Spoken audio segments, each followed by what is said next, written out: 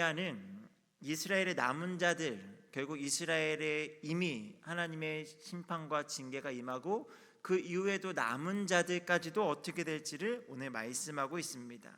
그래서 9절에 보면은 포도주를 따듯이 그들의 이스라엘의 남은 자를 말갛게 줍게 될 것이다. 너는 포도 따는 자처럼 내 손에 광주리에 자주자주 놀리라. 이렇게 말씀하고 계십니다.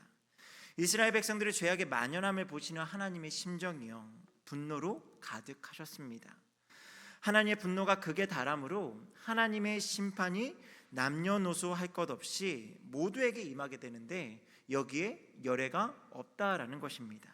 그래서 하나님의 심판의 도구로 사용하시는 침략자들에 의해서 이스라엘의 남은 자들까지 하나도 남김없이 모두가 다 징벌당하게 될 것이다. 그런 어떤 말씀을 오늘 우리가 읽은 본문에서 하고 계시죠. 하나님의 백성들이 지금의 지경에까지 오게 된 이유는요, 하나님의 경고와 책망을 듣지 않았기 때문이다 말씀하죠. 그리고 듣지 않은 것은 그들의 귀에 할례를 받지 못했기 때문이다 라고 말합니다. 귀가 할례를 받는다라는 것은 하나님의 말씀 앞에 듣는 귀가 열려져 있다라는 것을 말합니다. 그러니까 할례 받지 못한 그 귀로 인해서 하나님의 말씀이 들리지가 않는 겁니다. 말씀이 안 들리면 영적으로 둔해지고 어리석게 되죠. 그런 이유로 그들은 하나님의 말씀을 심지어 욕으로까지 여기면서 즐거워하지 않았다 말씀하고 있죠. 결과는 이스라엘은 작은 자로부터 큰 자까지 모두 탐욕을 부리고요, 거짓 선지자와 제사장들까지 거짓을 행했습니다. 가증한 일을 행하면서도 조금도 부끄러워하지 않았다. 그래서 그 모습을 얼굴이 조금도 붉어지지 않았다 라고 이야기하죠. 양심에 있어서도 거리낌 없을 만큼 죄에 물들어 있는 그런 죄에 만연한 모습을 지금 선지자가 소개하고 있습니다. 절대 다수의 예언자, 당시에 많은 예언자들이 있었던 것 같은데요, 절대 다수의 예언자가 평화가 없음에도 불구하고 이스라엘 백성들에게 샬롬, 평강하다를 외쳤습니다. 아모스, 이사야, 미가, 예레미야 등 우리가 알고 있는 선지자들, 극소수의 예언자들만이 엔샬롬, 평화가 없다 외쳤죠. 사람들은 당연히 어떤 걸 더 좋아했을까요? 엔샬롬, 평화가 없다라는 것을 원하지 않았습니다. 당연히 우리의 삶이 평화가 가득하다, 지금 너희들의 삶은 정말 괜찮아 라는 것을 이야기하는 것을 더 좋아했다라는 거죠. 실제로 이스라엘 백성들이 멸망당하고 심판을 당하게 된 이유는 하나님께 제사를 드리지 않았기 때문이 아닙니다. 그들은 적어도 우리보다 더 열심히 하나님 앞에 제사를 드렸던 그런 민족의 정황이 있죠. 그래서 그들은 자신들의 신앙은 괜찮다 이야기해주는 거짓 선지자들의 이야기에 더 마음을 두었던 겁니다. 물론 신앙에 문제가 있죠. 하나님 앞에 정성껏 예배를 다 했다라고 하지만 그들은 동시에 우상을 숭배하는 죄악을 범했기 때문에 그들은 우상도 섬기며 얻게 되는 풍요로움과 눈과 마음의 좋은 것들을 누리면서 죄악의 자리에서 돌이키지 못하고 거짓 평화를 누렸던 것입니다. 거짓 평강을 쫓은 결과는 오늘 말씀에 나와 있는 것처럼 하나님께서 모든 것을 다 파멸시키시고 멸망시키시는 심판에 이르게 되는 거죠. 결국 유다는요, 바벨론에 끌려가고 나라가 망하게 되었습니다. 오늘날에도 사실 우리는 이와 같은 엔샬롬의 거짓된 평화, 여기 현혹될 때가 많이 있습니다. 이런 엔샬롬을 이야기하는 사람들이 여전히 많이 있다라는 거죠. 어떤 곳에서 이런 이야기가 있습니까? 아쉽게도 먼저 살펴야 하는 곳은요, 교회입니다. 강단에서 선포되는 말씀인 경우도 때로는 이 당시의 모습처럼 평화롭지 않지만 평강하다 외치는 메시지들이 있을 수 있다라는 거죠. 또한 신앙생활을 오랫동안 하고 축복을 받았다 말하는 사람들도 있습니다. 죄악 중에서 회개하기보다는 이기적인 믿음을 가지고 성공과 부를 추구하려고 부추기죠. 하나님이 주시는 축복보다는 세상이 주는 복을 추구할 때 이런 모습들이 우리 주변에 꽤나 많이 있다라는 겁니다. 또한 자기 스스로가 거짓 평화를 생각하기도 하죠. 거짓 평화를 더 선호하는 마음으로 인해서 이제는 주변에 누가 외치지 않아도 자기 스스로에게 나는 괜찮아 이것을 외치는 거죠. 하나님의 말씀이 내 귀에 들리지 않아도 괜찮고요. 하나님의 뜻을 분별하지 못해도 내 인생이 순항하고 있다라고 생각을 합니다. 건강하고 재정적으로도 문제가 없고 내가 바라는 일들이 어느 정도 이루어지고 있다 생각이 되어지면 그것이 축복이라 생각을 하고 그렇게 엔샬롬 가운데 샬롬을 외치는 겁니다. 그리고 보통의 경우 이런 거짓된 평화는 가정에서도 많이 조장되고 있는데요. 마태복음 10장 34절에 예수님께서 이와 같은 말씀을 하십니다. 우리 같이 말씀을 한번 읽어볼까요? 시작. 내가 세상에 화평을 주러 온 줄로 생각하지 말라. 화평이 아니요 검을 주러 왔노라. 좀 의외의 말씀입니다. 분명히 예수님께서는 이 땅에 평화의 왕으로 오셨고 하나님과 우리 사이를 화목하게 하시고 평화를 주시는 분으로 우리는 너무나 잘 알고 있는데 화평을 주러 오지 않았다 말씀하시니 우리에게 참 당혹스러운 말씀 중 하나죠. 하지만 우리가 문자 그대로 이해해서 안 된다라는 걸 아마 국어나 아니면 책 읽기를 조금이라도 하신 분들은 다 아실 겁니다. 이 말씀의 의미는요, 너희들이 원하는 평화를 주러 온 것이 아니라고 말씀하는 거예요. 너희들이 바라는 평화를 내가 주기 위해서 이 땅에 온 것이 아니다. 오히려 주님으로 인해서 우리가 바라던 것들, 우리의 가치관, 생각 등에 있어서 큰 갈등이 생겨나게 될 것이다. 이것을 말씀하고 계시죠. 그래서 그런 생각들을 가장 가까이에서 조장하고 뗄래야 뗄 수 없는 가족들의 기대와 바램을 저버려야 할 때가 올 것이고 그래서 큰 갈등이 생길 수밖에 없다라고 말씀하시는 겁니다. 여러분, 예수님께서 왜 가족을 소재로 말씀하셨을까요? 지금도 그렇지만 예수님 당시 유대 사회는요 더욱 가족 중심의 사회였습니다. 유대 사회 자체가 이 가족 중심으로 그것들이 견고하게 세워져 있는 그런 사회 공동체였다라는 거죠. 그러니까 이 말씀의 중요한 예로 들고 계시는 겁니다. 기본적으로 신앙에 있어서 하나님을 누구보다 사랑해야 되니까 부모나 자식을 사랑하는 것보다 하나님을 더 사랑해야 하는 것이 마땅하다. 그래야만 한다. 우선 이것을 말씀하시고자 한 것도 있죠. 또한 가족만큼 서로가 잘 되기를 바라는 그런 사회 조직이 어디 있을까요?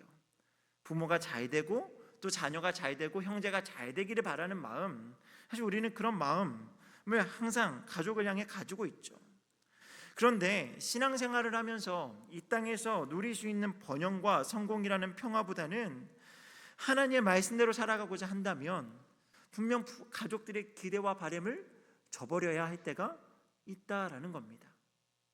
가족들은 더 잘되고 더 성공을 하고 더 많은 것들을 누리고 더 높은 곳에 오르기를 원하는 마음을 서로에게 가지고 있는데, 특히나 부모가 자녀에게 더 훌륭한 사람이 되고 더 돈을 잘 버는 사람이 되고 더 영향력 있는 사람이 되기를 바라는 마음들이 있는데, 신앙생활을 잘 하려고 해서 말씀 가운데 살려고 하다 보니까 그것이 인생의 진정한 가치가 아닙니다. 자녀가 이야기할 때 때로는 부모가 거기에 실망을 느끼고 거기 가운데 자녀와 부모 간에 갈등이 생겨날 수 있다라는 것을 우리가 생각할 수 있다라는 거죠. 여러분, 실제로 우리의 자녀들에게 주님만을 절대적으로 신뢰하며 영혼의 안정과 참된 평화를 가르치고 계십니까? 정말 이 세상 그 어떤 것에도 정말 마음 뺏기지 말고 하나님만 잘 믿는 거, 그거 하나면 돼. 자녀들에게 이것을 요구하신 적이 있으신가요? 아니면 세상에서 남부럽지 않게 사는 것을 강조하며 그렇게 그런 모습들을 더 많이 권하고 있지는 않으십니까?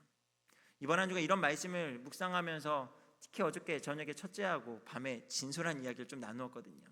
중학교 진학을 생각을 하면서 막 여러 가지 막 갈등과 고민을 하고 있길래 밤에 이젠 불러다가 이야기를 막 했어요. 그러면서 아빠하고 엄마가 정말 바라는 건 한 가지밖에 없어. 너 보고 나가서 공부 1등 하라는 얘기 절대 안 할게. 마음으로는 원하지만 정말 이야기하지 않을게. 대신 하나님만 정말 잘 믿고 하나님만 믿고 살아가는 그런 모습으로 살아가기를 아빠 엄마가 기도할게. 정말 쉽지는 않지만 그래도 어저께 그 밤 늦은 시간에 그 이야기를 하면서 아이하고 잠깐 이야기를 나누었던 것 같습니다. 물론 부모기 때문에 자녀가 잘 되기를 바라는 마음은 당연히 있죠. 그런데 그냥 잘 되는 것과 신앙 가운데 분명하게 서는 것 두 가지 중에 한 가지를 선택해야 된다라고 한다면 고민하지 않고 신앙 가운데 바르게 서는 것을 이야기할 수 있는 부모가 되어야겠다 생각을 하니까요. 그 이야기를 듣고 혹시나 나는 아빠로부터 면죄부를 받았으니까 이제 공부는 적당히 해도 되고 교회만 잘 다니면 돼, 이런 생각은 하지 않을까 염려가 되더라고요. 그래서 아이를 보내놓고 혼자 기도했습니다. 하나님, 이 아이가 곡해하지 않고 아빠 엄마의 마음을 잘 이해하게 해주세요. 여러분, 부모로서 당연히 자녀에 대한 그런 기대는 가질 수 있지만 우리가 정말 가족 간에 하나님을 절대적으로 신뢰하는 그 믿음을 더 많이 이야기하며 하고 있는지요? 그 안에 참된 평화를 이루어가는 삶에 대해서 더 많이 권하고 가르치고 있습니까? 아니면 세상에서 안락한 삶과 세상에서의 성공과 명예를 누리는 것이 평화다라고 이야기하며 그런 삶을 이야기하고 있습니까? 여러분, 우리가 평화를 여기는 여러 모습들 중에 하나님께서 허락하신 은혜의 일들도 분명 있을 겁니다. 하지만 그러한 은혜의 일들이라 할지라도 그것들을 누리고 살아가는 삶 가운데에 하나님이 사라지게 된다면 여러분, 그 어떤 것도 참된 평화라 말할 수 없습니다. 욥이 당한 경우처럼 한순간 적들이 몰려오고 한순간의 자연재해로요 모두 다 빼앗길 수 있는 거짓 평화에 불과하다라는 거예요. 절대 무너지지 않고 빼앗기지 않을 것 같다 여기는 무언가라도요 한순간에 사라지는 안개에 불과하다라는 겁니다. 그래서요 우리는 회개를 선포하는 말씀에 귀를 기울여야만 합니다. 이스라엘 하나님의 징벌이 임하게 된 근본적인 이유가 뭐라고 말씀드렸죠? 하나님의 말씀을 즐겨 듣지 않았기 때문이다. 하나님의 말씀을 즐겨 듣기를 좋아하지 않을 뿐 아니라 심지어 욕으로 여겼습니다. 여러분, 잠언 5장 12절 13절에도 이와 같은 말씀이 있습니다. 우리 같이 한번 읽겠습니다. 말하기를 내가 어찌하여 훈계를 싫어하며 내 마음이 꾸지람을 가벼이 여기고 내 선생의 목소리를 청종하지 아니하며 나를 가르치는 이에게 귀를 기울이지 아니하였던고.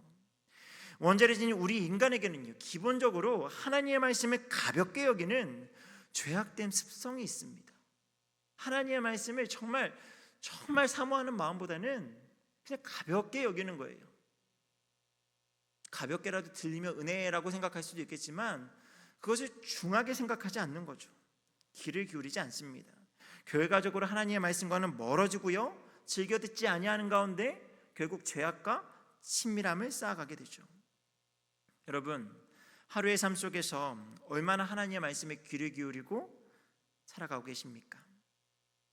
하나님의 말씀이 내 귀에 항상 들리고 있는지 점검해 보아야 하죠. 그리고 이를 위해서요 우리는 하나님의 말씀이 들리는 다양한 통로를 확보해야만 합니다. 하나님의 말씀을 어떻게 내가 들을 수 있는가 정말 다양하게 확보를 해야 돼요. 군대에서요 비가 올 때를 대비해서 물길, 수로를 내는 작업들을 종종 합니다. 자주 했던 것 같아요. 그런데 이때 처음에 저는 그냥 적당히 수로를 내라 해가지고 조금 깨작깨작 되면서 이렇게 그냥 길 하나를 이렇게 만들어 놨거든요. 뒤통수를 한 대 맞으면서요. 수로를 만들려면 넓게 만들어야 된다라고 이야기하더라고요. 아니 지금 길이 이만큼만데 수로를 이만큼이나 만들면 제 생각에는 정말 이해가 안 되는 거죠. 그런데 설명을 해주더라고요. 수로를 좀 넓게, 너가 생각하는 것보다 조금 더 넓게 만들어야 되는 이유는 이게 물이 이렇게 내려오면서 흙이 이렇게 쌓이면서 수로가 좁아진다라는 거죠. 그래서 네가 만약에 이 정도의 너비의 어떤 수로를 만들려고 하면 그거보다는 2배 정도는 넓게 파라고 이야기하면서 그래야 나중에 비가 오고 흙이 내려와도 수로가 어느 정도 유지가 돼서 같은 작업을 반복하지 않아도 되고 문제가 없을 거야 라고 알려주더라고요. 여러분, 하나님의 말씀이 내 귀에 마음에 들리도록 우리는 그 길을 넓혀놔야 한다라는 거죠. 개인의 묵상 시간, 공동체 예배 시간, 또 소그룹의 나눔 시간, 골방 기도의 시간 등 우리는 다양한 시간으로 하나님의 말씀을 듣고자 하는 그 통로를 확보해 놔야 합니다. 확보해 놔도요 어느 순간 잊어버리게 되고 놓치게 되고 하는데 정말 다양하게 확보해 놓다 보면요, 그래도 그 하나하나 그 시간들을 통해서 계속적으로 내게 말씀이 공급되고요, 그 안에 내 생명이 살아나는 은혜의 일들이 나타나게 된다라는 겁니다. 내가 거룩하게 구별되지 않음을 깨닫고요, 죄를 고백하게 된다라는 거예요. 여러분, 히브리서 4장 12절에 하나님의 말씀은 살아있고 운동력이 있어서요, 좌우의 나에서는 어떤 것과 같다라고 말씀하죠. 그래서 우리의 영과 혼과 관절과 골수를 찔러 쪼갠다라고 말씀을 합니다. 여러분, 이게 하나님의 말씀의 역할이죠. 우리로 하여금 거짓된 평화에 안주하지 않고 참된 평화로 나아갈 수 있도록, 하나님과 친밀한 관계로 이어갈 수 있도록 우리의 마음에 계속 찌르는 거예요. 너 괜찮지 않아. 너 스스로가 아무리 괜찮다 괜찮다 이야기해도 너의 지금 영적인 상태는 절대 괜찮지 않아. 하나님 말씀을 읽을 때마다 그것을 찌름을 받고 계십니까? 그냥 말씀을 읽으면 오늘 말씀 정말 좋았어, 은혜야, 이것도 좋지만 하나님 말씀 앞에 나 자신을 돌아보며 내가 얼마나 부끄러운지, 내가 얼마나 연약한지, 내가 이 말씀 앞에 얼마나 부끄러운지를 날마다 깨달으면서요, 찔림을 받고 하나님 안에서 거짓 평화에서 벗어나 참된 평화를 누려야 하지 않겠습니까? 말씀에 들어가겠습니다. 오늘의 말씀은 분명 이스라엘에게 임하게 될 벌에 대해서 말씀하고 있습니다. 하지만 실제 하나님의 마음, 이를 전하는 선자의 마음은요, 이 말씀을 듣고 이스라엘 백성들이 돌아올 것을 기대하고 있지 않았을까요? 애초에 하나님께서 예레미야를 보내신 이유는요, 하나님의 심판이 이르기 전에 한 사람이라도 더 구원하시기 위함, 그것이 아니었겠습니까? 그러니 우리는 받을 벌에 대해서 두려워하고 떨며 집중하기보다 하나님의 말씀 앞에 회개하고 돌이키는 그것에 더 마음을 쏟아야 하지 않을까요? 주의 말씀을 듣고 말씀을 통해 우리 안에 계속해서 올라오는 죄성과 육체 정욕을 말씀으로 이겨내는 겁니다.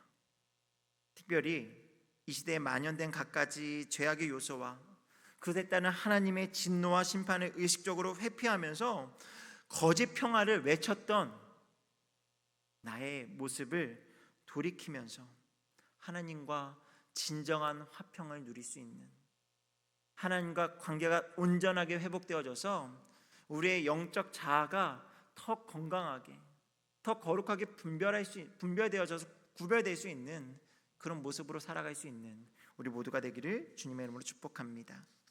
우리 말씀을 생각하면서 함께 찬양하고 기도하기를 원하는데요,